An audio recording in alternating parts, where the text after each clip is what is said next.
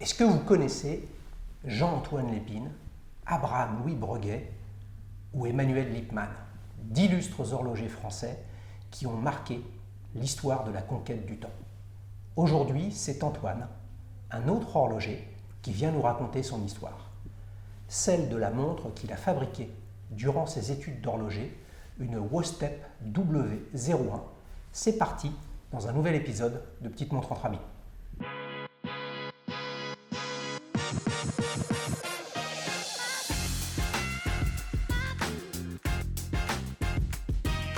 Salut Antoine. Salut Xavier, Ça va? Très bien et toi? Ouais, je suis ravi de t'accueillir. De même. Alors cette Wostep, tu nous la montres? Alors, cette Wostep, c'est pas la montre que j'ai au poignet. Ah, c'en est une autre? C'en est une autre, Oh. elle est ici. Donc Dans c'est cette une petite montre, boîte.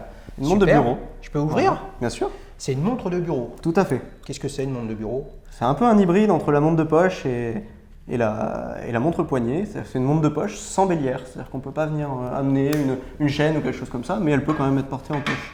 Alors avant Voilà. que tu nous racontes toute cette histoire, hein, donc tu es horloger, quel âge Tout à tu as fait. Antoine? Alors j'ai 20 ans, Ok, donc tu viens à peu de choses près de finir tes études d'horlogerie. c'est ça. J'ai fini mes études cet été, donc ça fait 6 mois que je travaille en horlogerie. Alors on commence quand même toujours par la même chose. Là ça va être vraiment passionnant. Comment C'est- tu la résumes en un adjectif cette montre? En un adjectif, je dirais travail. Je dirais que c'est l'aboutissement en fait de beaucoup d'heures de travail, de beaucoup d'apprentissage. Je te dirais pas élégance ou classe ou quelque chose comme ça, comme beaucoup d'autres disent. Je dirais plutôt non, vraiment que c'est une montre, c'est l'aboutissement vraiment d'une formation, c'est l'aboutissement d'apprentissage et beaucoup de travail. Ça marche. Ta formation en horloger, tu l'as faite dans quelle école? Alors j'ai suivi le Wostep, donc, Ouais. du coup, qui est le nom de cette montre, donc qui est une certification internationale. Et en France, donc le Wostep, il se suit dans l'école de Fougères, donc tout près de Rennes. Ouais. Voilà, donc j'ai suivi cette formation, donc qui est le Wostep, qui permet de réaliser donc une montre école à échelle internationale pour tous les élèves. Il me semble de que cette c'est formation. une école qui a démarré à Neuchâtel ensuite. Tout à fait, Ouais. c'est ça. C'est originaire de Neuchâtel à la base. Ouais. Certains grands horlogers y sont issus, notamment Kari Vuottiainen par exemple, qui Ouais. a fait le Wostep à Neuchâtel. Donc oui, c'est. Combien de c'est temps une ça très belle dure? formation.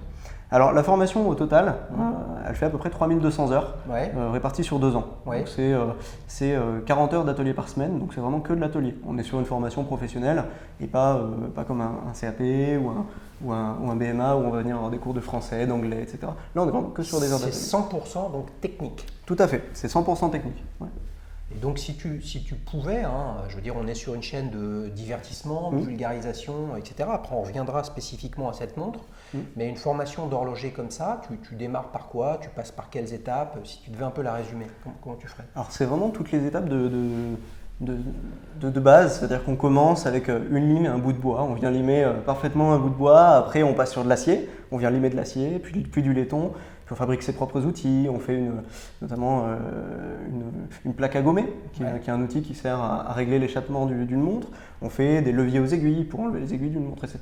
Donc on vient vraiment travailler en fait plusieurs pièces, puis après on travaille des pièces d'horlogerie fine, donc on vient faire la tige de remontoir, donc comme sur la W01, donc on en reparlera après, mais voilà des pièces d'horlogerie fine, donc des axes de balancier, donc l'axe de balancier de la montre, la tige de remontoir qu'on vient vraiment réaliser à la main. Donc on apprend à faire de l'acier trempé à la main, donc on fait nos trempes, nos revenus, notre tournage avec un tour à manivelle à l'ancienne, etc. Mais Donc avec tout ce que tu nous racontes là, ça Oui. veut dire que cette montre-là, quand tu dis tu l'as fait, je vais te poser la question différemment en fait. Qu'est-ce qui dans cette montre, qu'est-ce que tu n'as pas fait? Au sens, c'est un consommable, c'est une pièce que tu as commandée, etc. Alors, la nuance que j'aimerais apporter sur cette montre, c'est plutôt une question de qu'est-ce qui a été fait ou qu'est-ce qui a été modifié. Ce qui a été D'accord. vraiment fait d'origine, donc Ouais. à partir d'un bout d'acier, Ouais. c'est la tige de remontoir, Ouais. le spiral de la montre, donc qu'on réalise. Ensuite, l'autre chose donc, qu'on a fait, qui est plutôt une question de décoration, c'est que sur la montre, donc, il y a beaucoup de pièces qui sont modifiées. Donc on part vraiment de pièces brutes et on vient faire notamment toutes les finitions que tu peux voir, donc l'anglage des ponts, les noyures, les découvertes, donc tous les polissages que tu vas retrouver autour des pierres, Ouais. des rubis. Les traits tirés, donc la Ouais. finition vraiment très tirée sur les ponts, les cerclages sur le rouage. Ouais. Donc vraiment voilà, tout ça c'est vraiment des finitions qu'on apprend à faire, à répéter pour vraiment avoir quelque chose d'intéressant. Les cerclages aussi qu'on va retrouver Et sur par exemple la platine, Oui. qu'on voit là où on voit un très très léger brossé que tu appelais tiré, Tout à toi, fait. c'est ça? C'est ça, ça s'appelle les traits tirés. Les traits tirés. Ouais. C'est là où les Suisses, enfin les Genevois mettent les codes de Genève, Tout à fait. l'horlogerie allemande, les codes de Glashütte. Code de Glashütte. Ouais, c'est ça. Ouais. Ok. Donc la platine, par contre, ça vous l'avez commandé. Tout à fait. La Ok. platine et les ponts sont commandés. Ils arrivent bruts, donc vraiment de CNC. Et après, donc, on va faire le pourtour des ponts, l'anglage, le trait tiré. En fait, ce qu'on appelle la terminaison en horlogerie. On va faire toutes ces étapes-là. Ok, donc Voilà. quelques pièces réellement faites à la main, Voilà. d'autres D'autres qui sont brossées, travaillées. finies, anglais, Tout à fait. travaillées, etc. Une C'est fois que tu as fini tout ça, tu attaques le montage. C'est ça. Alors, nous, voilà, on a travaillé d'une manière assez particulière à l'école. C'est-à-dire qu'en manufacture, généralement, on part de pièces brutes, on fait l'ensemble du montage des rubis, du rouage, etc. Et on vient vérifier le réglage de la montre. Et seulement après, on décore les ponts, on finit, etc. Ça, c'est vraiment les étapes classiques en manufacture. Mais nous, en fait, on l'a fait à l'envers. C'est-à-dire qu'on nous a appris d'abord à décorer les pièces pour qu'elles soient nickel, qu'elles soient bien finies, etc. Et après seulement, les monter, faire le rouage, etc. Alors, il y a un Ça truc nous que je apprend. saisis pas. Ouais. Oui, Comment, une fois que ton calibre ou ton mouvement, oui. tu nous diras la différence un peu entre le calibre et le mouvement, c'est exactement la même chose ou ça a deux significations Je ne connais pas différentes? vraiment la Bon, ok, bon, la voilà. nuance. Une fois qu'il est monté, Oui, faire la décoration, je veux dire, tu as des gravures, tu usines, etc. Ça génère tout un tas de poussière, tout à fait. Alors, qui de fait pollue la pureté Tout à fait. du mouvement. alors la montre, il faut savoir qu'elle est nettoyée à des dizaines, à des vingtaines de reprises. Donc, c'est-à-dire qu'on part vraiment voilà, des pièces brutes, etc., donc qui font beaucoup de poussière, comme tu le dis, etc. Et après, donc, on finit par un nettoyage final, huilage final, etc. Mais cette montre, elle a été révisée, si je dois dire, donc voilà, relubrifiée, remontée, remachin, quasiment une dizaine de fois, hein, donc du premier montage, donc des premiers tours de roue, jusqu'à aujourd'hui, donc le dernier assemblage. L'origine du mouvement qu'il y a dans cette montre, Oui, c'est déjà quelque chose qui existe sur le marché. tout à fait. Donc il vient d'où ce mouvement? Alors ce mouvement, il est sur une base du mouvement Unitas 6498. Donc c'est un mouvement qui est assez ancien, qui date des années 50, et qui est un mouvement qui est très robuste, qui est éprouvé par le temps, etc. Et dont on trouve encore donc, des fournitures, encore aujourd'hui, et qui est encore même distribué dans certaines montres. Et donc ce mouvement-là, on est donc sur une base de 64-98 légèrement modifiée. Donc on a la modification de l'agencement des ponts donc, qui sont un petit peu différents, qui sont découpés d'une manière différente, un ressort cliqué donc, qui sont faits différemment, et une modification qui est un petit peu une question vraiment d'école, c'est-à-dire que les cotes au niveau de l'axe de balancier sont modifiées pour qu'on ne puisse pas être tenté entre guillemets de mettre un axe générique dans la montre et qu'on soit vraiment qu'il soit imposé de le faire. C'est intéressant. Donc tout élève Oui, qui rentre dans l'école WOSTEP, en fait l'enseignement est basé sur tu démarres au tout début, tu ponces des choses, etc. Et à la fin tu sors avec ta montre, ta WOSTEP W01. voilà, une montre école entièrement finie. Donc j'ai vu, elle est numérotée celle-ci? Tout à fait, c'est Ouais. ça. C'est à quel numéro? Alors celle-ci, elle porte le numéro 503. Ouais. Donc voilà, donc chaque élève repart avec une montre avec son numéro.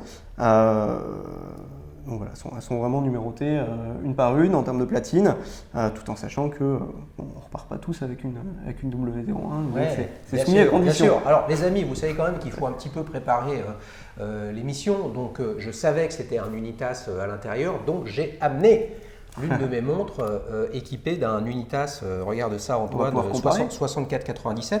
Voilà, Super. alors regarde, j'enlève un petit peu le bracelet. Est-ce que tu peux un peu commenter rapidement les différences entre les deux?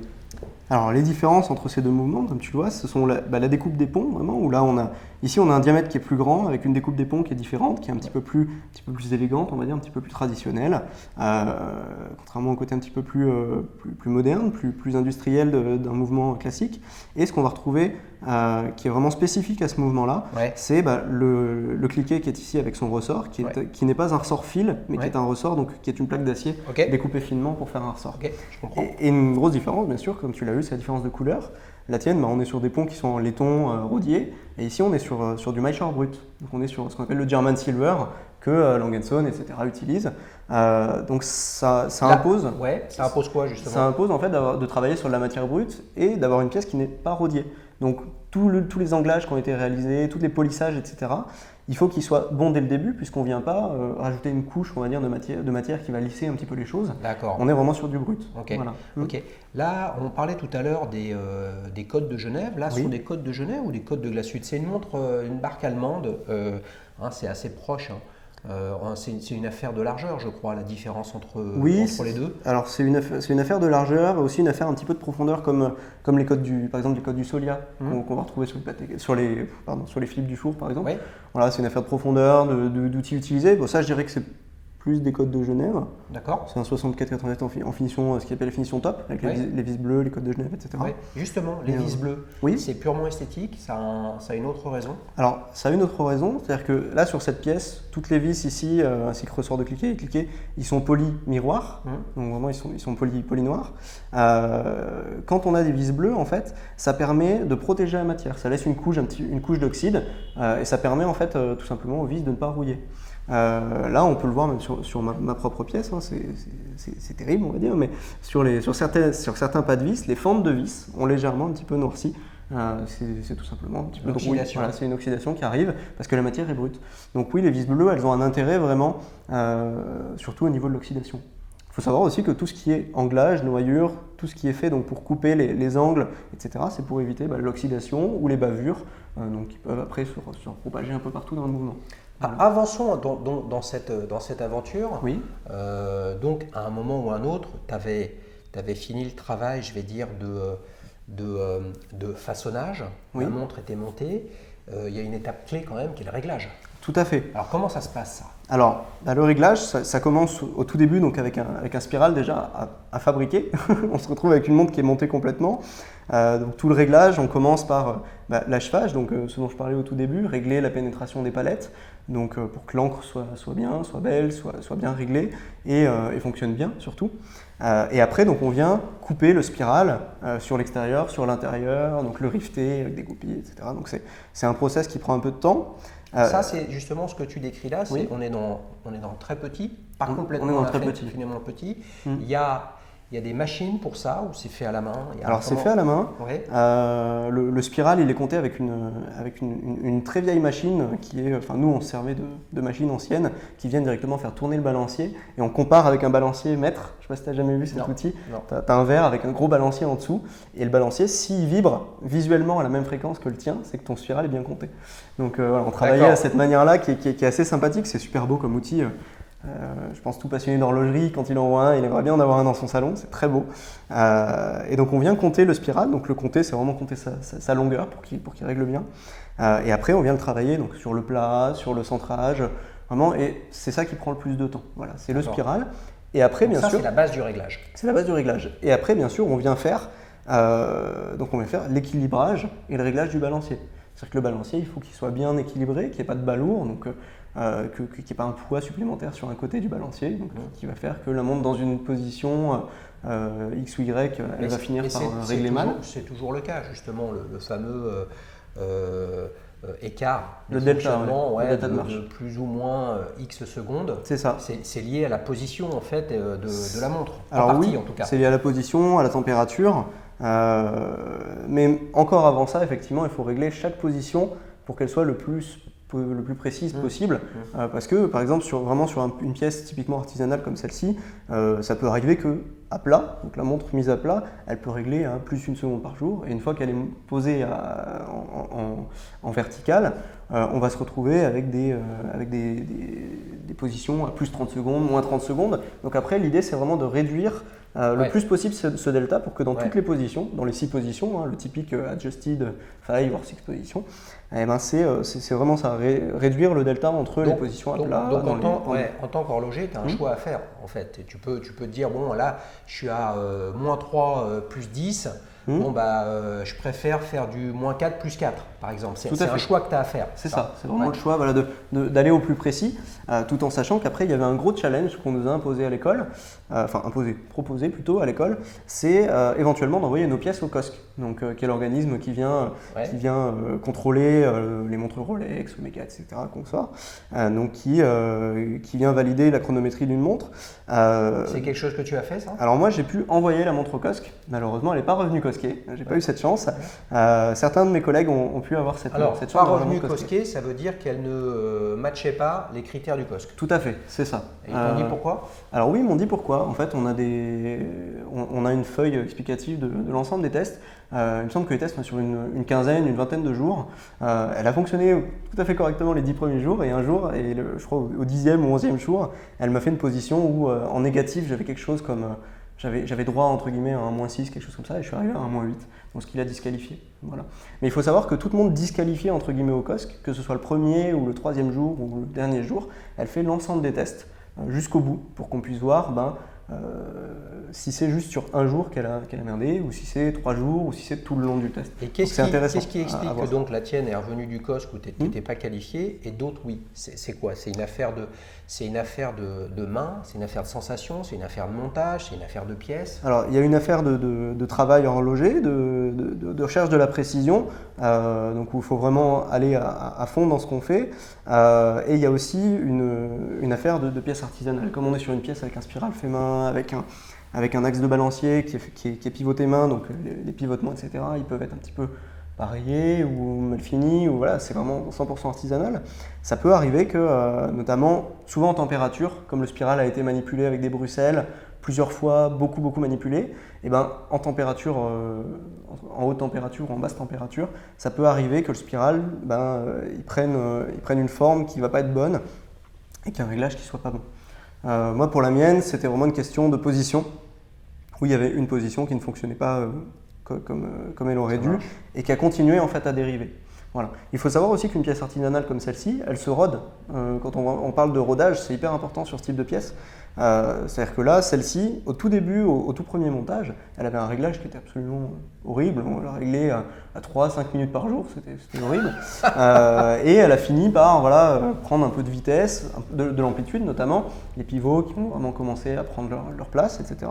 Et après, donc maintenant, je l'ai retesté récemment pour les besoins de l'émission, on est sur une marche, là on est à plus de 3 secondes par jour, les positions fonctionnent correctement, il y a de l'amplitude partout, donc voilà. Mais c'est une montre qui a besoin de temps, on va dire, pour vraiment partir, parce que c'est du travail artisanal, donc qui forcément impose un certain rodage. C'est passionnant. Comment en quelques mots, donc tu as fini ta formation, tu as fini cette montre, vraiment encore bravo, hein, vraiment je compte sur vous les amis en commentaire pour poser vos questions à Antoine, ou en tout cas le féliciter pour son super boulot. Ton quotidien, tu as fini les études, ton quotidien d'horloger, peu importe où tu travailles, hein, concrètement comment ça se passe?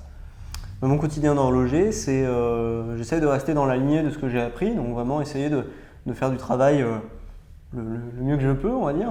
C'est en termes de charge de travail, je veux dire, j'ai une journée type. Une journée type, on va dire, j'ai une petite sur mes 8 heures de travail, je vais en avoir une heure qui va être très sectionnée où je vais faire vraiment que de la pile. Donc les piles qui viennent, les clients, la pile minute, on va dire, comme on dirait, du changement de bracelet, tout ce qui est quick service. Et sur mes journées, typiquement, j'ai souvent 1, 2, 3 révisions de montres complètes. Donc voilà, ça impose un démontage complet, un remplacement de certaines pièces usées. Là, pour le coup, montre mécanique. Voilà, là on n'est que sur de la montre mécanique. Donc là, tu déboîtes, tu démontes le mouvement. Tout à fait, des rhabillages complets, donc démontage complet du mouvement, huilage du ressort, huilage de toutes les pièces. Toutes marques confondues? Alors, quasiment toutes marques confondues. J'essaye de faire le plus possible de marques. Après, il y a des marques avec qui on travaille au niveau de ma boutique, où on envoie systématiquement les marques à la manufacture sur demande de la marque.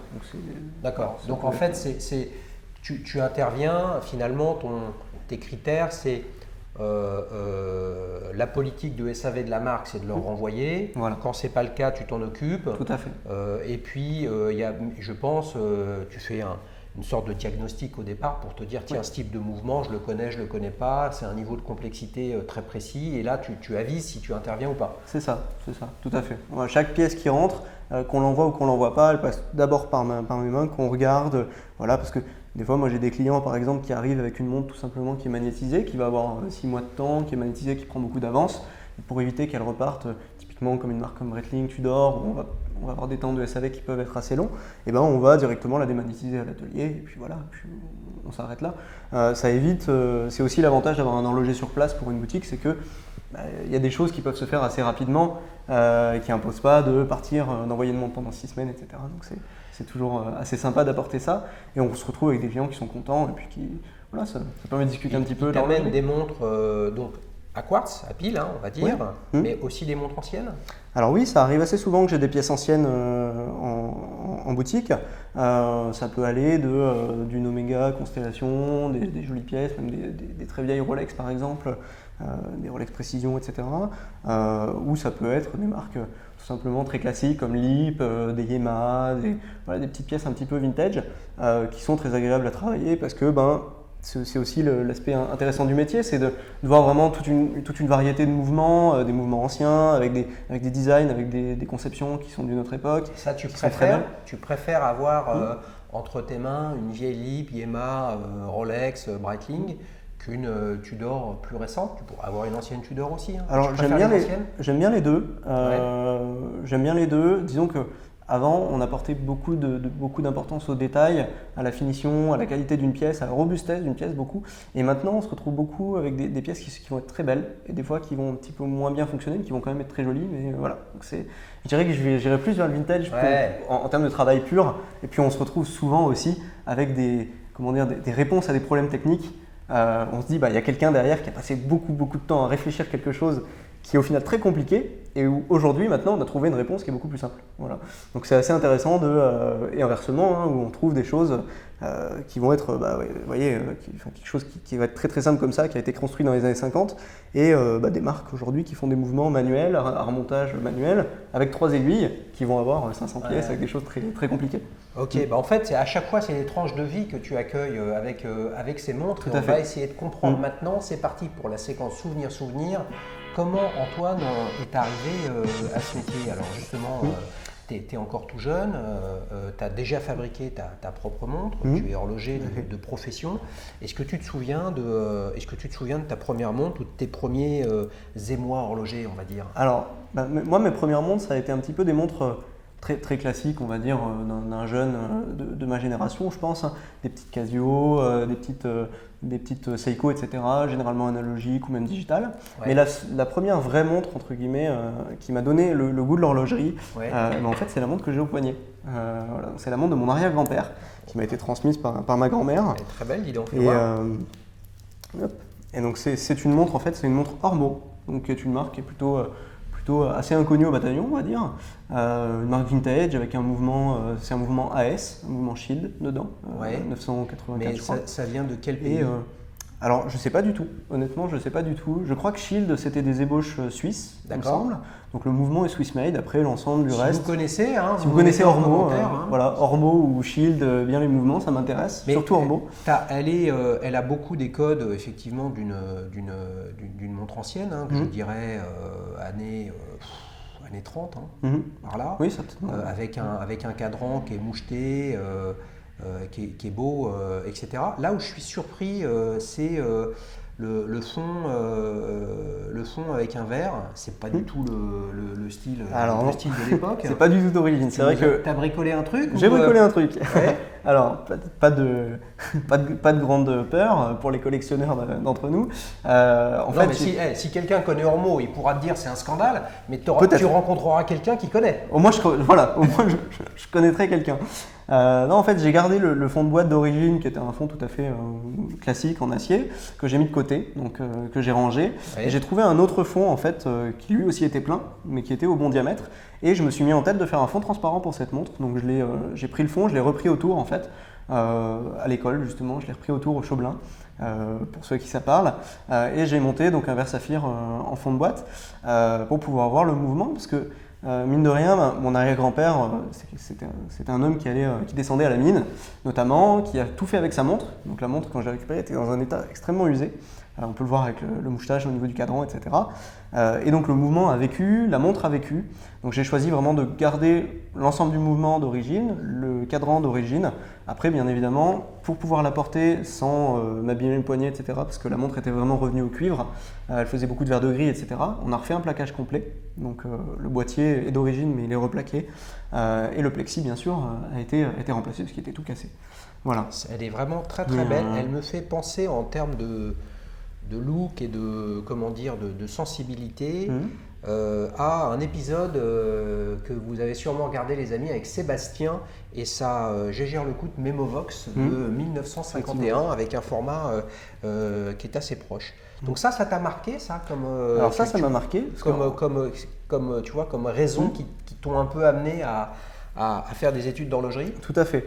Alors en fait, moi, quand elle me l'a transmis, cette montre ne marchait pas. Et j'ai trouvé ça dommage, parce qu'en plus c'était tout usé, etc. Je me suis dit, j'aimerais bien la faire fonctionner un jour, avec l'aide bien sûr d'horlogers et de gens plus compétents que moi dans ce domaine. Donc vraiment, je me suis renseigné sur le mouvement, sur le calibre, etc. Et c'était la toute première fois de ma vie que je voyais un mouvement mécanique. C'est bête à dire, mais j'avais jamais vu. Même mon père n'avait pas de montre mécanique à cette époque-là. Moi, j'en avais jamais vu, ni dans ma famille, mes grands-parents, etc. On n'est pas très montre dans la famille. Et donc, première fois que je vois ce mouvement, je dis mais les montres ne fonctionnent pas toutes avec des piles. Je fais tiens, qu'est-ce que c'est que ça? Et je me suis renseigné, etc. Beaucoup par internet, comme nombre d'entre nous. Et je me suis mis en tête, moi aussi, d'avoir une montre à moi automatique ou mécanique. J'ai commencé d'ailleurs avec une montre automatique squelette de chez Fossil, avec un mouvement chinois, pour voir un petit peu. Ça me permettait de voir le mouvement, ça m'intriguait énormément. Et moi qui étais beaucoup Lego, mécano quand j'étais jeune, quand j'étais jeune, je le suis toujours, mais quand j'étais tout petit, j'ai beaucoup aimé cette précision, tous ces petits rouages qui fonctionnent entre eux, etc. Et de me dire que en fait, on est uniquement sur des petites pièces mécaniques et on arrive à avoir l'heure précisément avec ça. Et ça me fascinait vraiment énormément. Et je me suis mis en fait en tête de m'amuser un petit peu à travailler sur des pièces horlogères, on va dire. Mes parents étant fans de brocante, donc ils faisaient beaucoup de brocante. Moi, je les suivais beaucoup là-dedans, et donc j'ai eu l'occasion d'acheter mes toutes premières montres mécaniques de poche, des Roscoff qui marchaient pas, vraiment des épaves, pour m'amuser avec un petit set de tournevis trouvé dans le commerce à 3 francs 6 sous, démonter des petits mouvements, etc., les remonter. Et tu as pris goût? Et j'y ai pris goût, j'ai trouvé ça très sympa, très intéressant. Je continue à me renseigner, telle pièce c'est le ressort, le rouage, le machin, l'aiguillage et tout. Et donc avec des vieux mouvements, machin. Et après j'ai commencé vraiment à me dire, j'aimerais bien travailler vraiment sur un vrai mouvement qui fonctionne, voir comment ça marche et tout.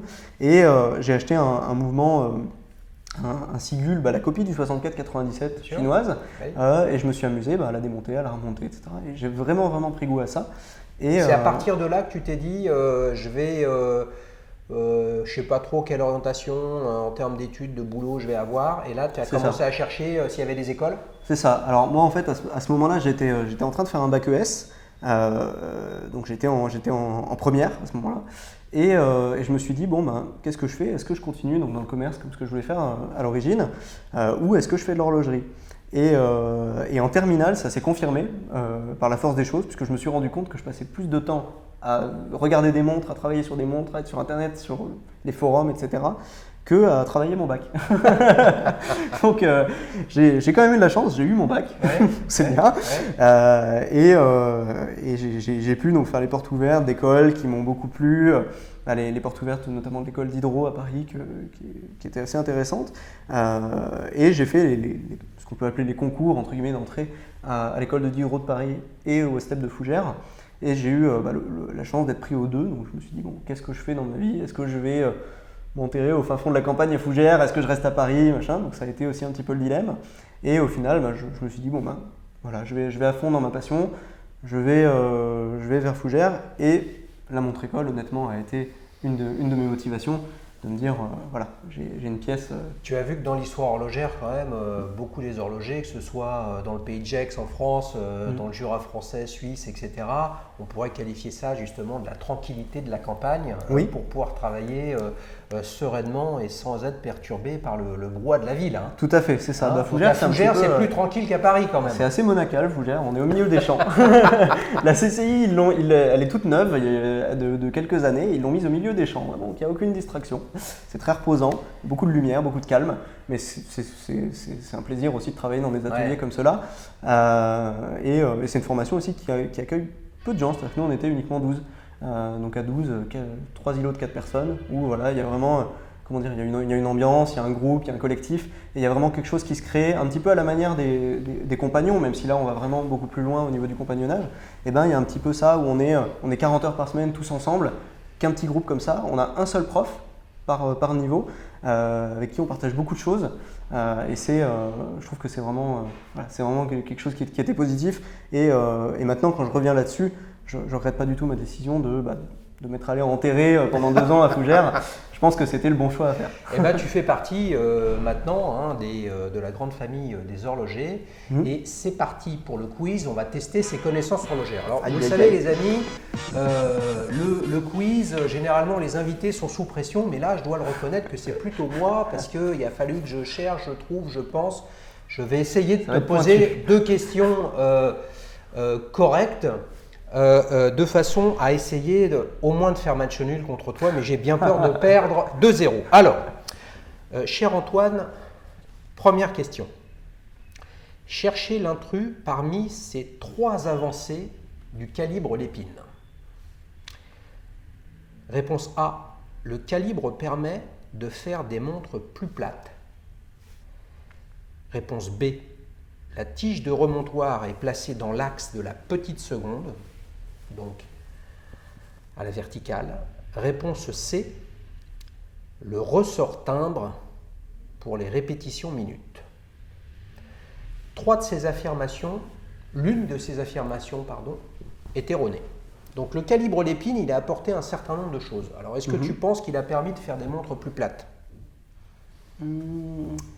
Oui, et pour la tige, je dirais oui aussi. Donc je pense que l'intrus est le ressort timbre. Oh là là, je savais que ça allait être dur pour moi, mais première bonne réponse d'Antoine. Tu l'as fait par l'absurde. J'ai hésité avec la tige dans l'axe de la trotteuse, puisqu'on a déjà vu des lépines avec le couvercle qui sont sur le côté aussi, un petit peu à la manière de la montre. Mais du coup, c'est la répétition minute. Oui, mais globalement, est-ce que tu es d'accord avec moi que lorsque la couronne de remontoir est à 3 heures, c'est un calibre dit savonnette? Ah oui, savonnette, voilà la nuance. Voilà la nuance. Oui. Voilà. Et le ressort timbre était une invention d'Abraham Louis Breguet, parmi d'autres, bien évidemment. Cher Antoine, tu mènes 1-0. La pression est à son comble face à cette deuxième question. Alors attention, là, on est un peu plus dans la culture populaire et dans l'humour, peut-être. La mythique Speedmaster, la mythique Omega Speedmaster, référence 105012, celle portée par Buzz Aldrin lorsqu'il a marché sur la Lune, était équipée du calibre 321. Un calibre qui avait pour origine réponse A, Banania, réponse B, Gattaca, réponse C, Lemania. Ouais, c'est compliqué, mais je dirais les manias. Aïe, aïe, aïe, oui! Superbe victoire 2-0 d'Antoine, c'était assez facile. Bon, le Banania, c'est la boisson chocolatée que tout le monde connaît. Gattaca, film magnifique. Ouais. Je l'ai mis pour ça d'anticipation de 1997. Super film. Ethan Hawke ou Matt Truman, c'est vraiment une affaire de génisme et de gestion du temps. Où va-t-on arriver à l'avenir? Et puis les manias. Grand fabricant de calibre, etc., et qui fait partie maintenant de Breguet et du Swatch Group. Ouais. Tonnerre d'applaudissements pour tout d'ailleurs, ce que nous a raconté Antoine et cette belle victoire 2-0. C'était assez facile pour toi, mais je n'ai pas réussi à chercher des questions où ça allait être difficile pour lui parce que c'était trop compliqué pour moi de les trouver. Alors, Tu t'es fabriqué une belle montre, mais maintenant tu vois des belles montres probablement tous les jours, C'est vrai. à démonter, à rhabiller, etc. Tu as cité quelques marques. Est-ce qu'il y a une montre que là celle-ci, tu nous as expliqué que c'est le fruit de ton travail, Ouais. c'est ton travail. Maintenant tu travailles, tu gagnes de l'argent, tu vois beaucoup de montres. Est-ce qu'il y en a une en particulier qui te fait rêver, que tu aimerais bien t'offrir?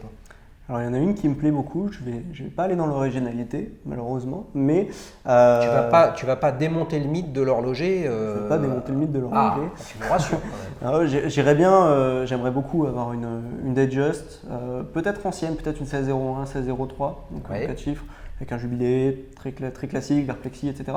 Ou éventuellement une Datejust. Avec la lunette cannelée? Ou lunette cannelée ou lunette crantée en 1603, elle me plaît beaucoup aussi, je la trouve assez élégante. Alors pourquoi? C'est une 34, 36 mm ça? C'est 36 mm, tout à fait. J'aime bien le côté vintage, j'aime beaucoup le calibre. Le 1570, super calibre. Qu'est-ce qu'il a? Explique-nous un petit peu, on n'est pas des spécialistes. Alors c'est encore un calibre d'ancienne génération, donc il n'a pas été vraiment conçu pour être ni automatique ni à seconde centrale. C'est bête parce qu'il est automatique et à seconde centrale. Ni à stop seconde, c'est bête, il est à stop seconde. Donc vraiment en fait c'est un calibre, c'est une base qui est très ancienne où on a rajouté beaucoup de choses et de manière très ingénieuse et c'est un beau calibre qui fonctionne très bien, qui se répare très très bien encore aujourd'hui sur une montre qui est pourtant très ancienne. Le côté plexi tenu par la lunette, voilà, on a vraiment l'histoire vraiment du boîtier Oyster ancien. Et c'est une montre qui, malgré le fait qu'elle soit vintage, ancienne, etc., elle peut se porter tous les jours sans avoir peur de la casser, de l'abîmer, etc. Le plexi, ça se polit, etc. Le boîtier, ça reste un boîtier en acier traditionnel. C'est une montre qui est très agréable à porter. Le jubilé, c'est un super bracelet. Et donc voilà, ou une 1601, 1603 un petit peu ancienne. 1603 pour l'originalité de la crantée, parce que la crantée, j'aime bien la cannelée, mais la cannelée c'est très vite visible. Et une cannelée, dès qu'elle est polie, elle est toute ronde, c'est pas très joli. C'est clair. Et la crantée, elle vieillit un petit peu mieux. Aussi. Mais si tu me permets quand même, oui. Si tu me permets, ce que tu viens de décrire sur ce mouvement Rolex que tu trouves intéressant, la lunette un peu spécifique, le plexi bombé, etc. Tu as plein d'autres marques qui font ça. Oui, il y en a beaucoup d'autres. Alors, c'est vrai. Pourquoi Rolex? Rolex, c'est quand même la seule marque où, pour l'instant, que ce soit de mon travail personnel ou des observations que j'ai pu voir chez d'autres horlogers ou au cours de différents stages, etc., c'est une des seules marques quand on travaille vraiment sur des montres anciennes, vraiment vintage, avant les années 60, même avant les années 50. On a des pièces qui tiennent très très bien, qui même au niveau étanchéité, avec des joints fatigués, etc., qui tiennent bien, qui en fait elles survivent au temps et elles survivent surtout à une utilisation vraiment qui est quotidienne. Et c'est ça qui me plaît beaucoup. Ça, on retrouve aussi pas mal ça chez certaines Omega, les anciennes constellations, etc. Les Speed, bien sûr. Mais Rolex, pour moi, c'est la couronne vissée, c'est vraiment voilà, la montre, pas de souci. Voilà. C'est ça que j'aime beaucoup avec mes montres. J'aime bien porter des montres anciennes comme celle-ci, etc. Mais c'est des montres qui quand même restent fragiles, qui demandent de l'attention, qui demandent vraiment de faire attention au niveau mouvement, au niveau réglage, etc. Alors qu'une ancienne Rolex, une vieille Rolex ou même une récente, le réglage est correct, ça marche bien, quand c'est révisé, ça tourne, quand c'est porté même tous les jours pour faire un peu tout, ça marche bien. Donc, oui, mais regarde, une Datejust comme ça, ancienne, sauf à ce que tu aies l'œil, si elle est par exemple en très bon état, on ne voit pas que c'est une ancienne. C'est vrai, c'est intemporel. On va dire l'esthétisme et la période d'avant, il y avait déjà le boîtier Oyster, mais par exemple les bubble back, ce genre de choses, forme poussin, ça te séduit pas plus? Ça me séduit moins, pas pour une question de style, parce que j'aime beaucoup les bubble back et j'aime beaucoup toutes les très anciennes Rolex, vraiment le début des Oyster, mais pour une question de diamètre. Parce qu'à 30 et à 32, moi j'ai du mal.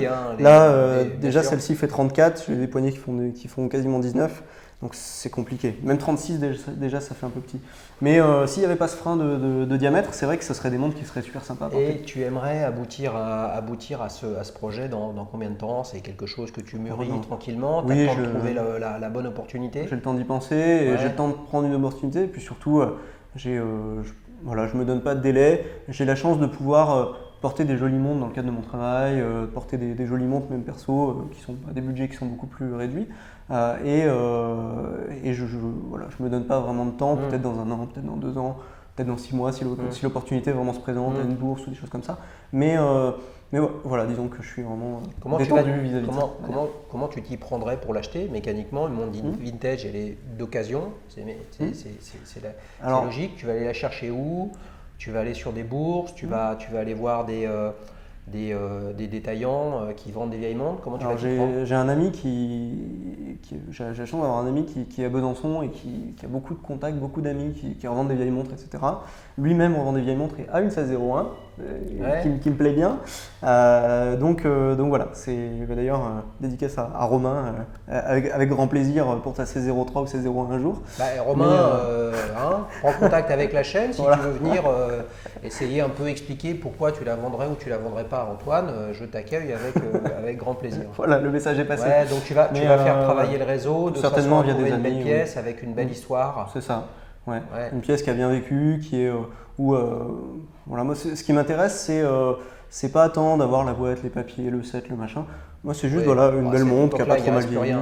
Oui, en plus il en reste pas beaucoup, c'est défauts. J'imagine que tu as un avantage sur nous tous. Je parle au nom de toute l'audience là. C'est que toi tu peux tomber sur une pièce où tu vas te dire elle est superbe, elle me plaît, elle peut avoir quelques petits défauts, quelques petits problèmes. De toute façon, tu vas l'acheter, le premier truc que tu fais, c'est que tu vas l'ouvrir, tu vas la démonter, tu vas la rhabiller et tu vas travailler dessus. C'est ça. Pour moi, c'est pas vraiment intéressant d'acheter une montre qui est déjà révisée ou quoi que ce soit. Je préfère en acheter une, peut-être qui a besoin un petit peu de travail, mais voilà, apporter quelque chose.